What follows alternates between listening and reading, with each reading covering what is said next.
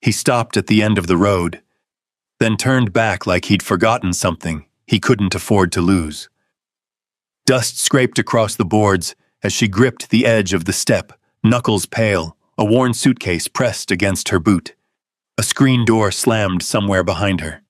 The man's footsteps came back, slow this time, not passing through, not leaving. His shadow stretched over her hands before his voice did, and for a second, no one spoke. Follow along if you want to see what he says next.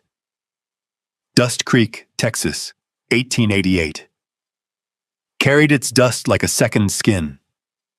By late afternoon, the wind came low and steady, pushing fine red dirt along the main street, slipping through the gaps between weathered boards, settling into cuffs and collars in the corners of a man's eyes. The buildings stood tired and gray, sun-bleached and quiet, as if they had been holding their breath too long. Ruth Walker sat on the front step of the boarding house with her back straight and her hands folded in her lap. A small leather suitcase rested beside her boot. The handle was cracked. One corner had been stitched back together with thread that didn't quite match. It had seen more miles than she had meant to travel. Her dress had been neat once, beige linen, simple cut.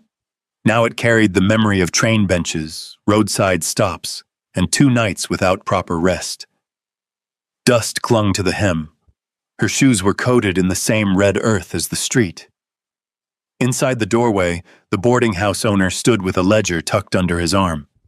He didn't step outside. Didn't need to. He tapped the book once with his finger. Tomorrow. That was all he said. Ruth gave a small nod.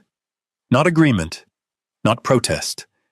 Just acknowledgement that the word had landed where it was meant to. The man lingered a second, as if expecting something more.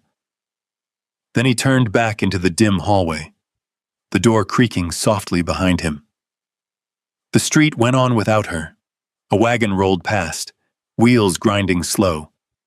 2 men stood near the general store, speaking low, their voices carried off in pieces by the wind. Somewhere farther down, a screen door slapped shut.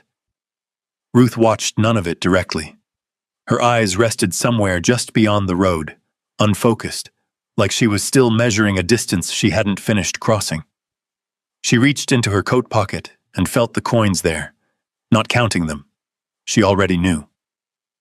A shadow fell across her boots. She looked up. A boy stood in front of her,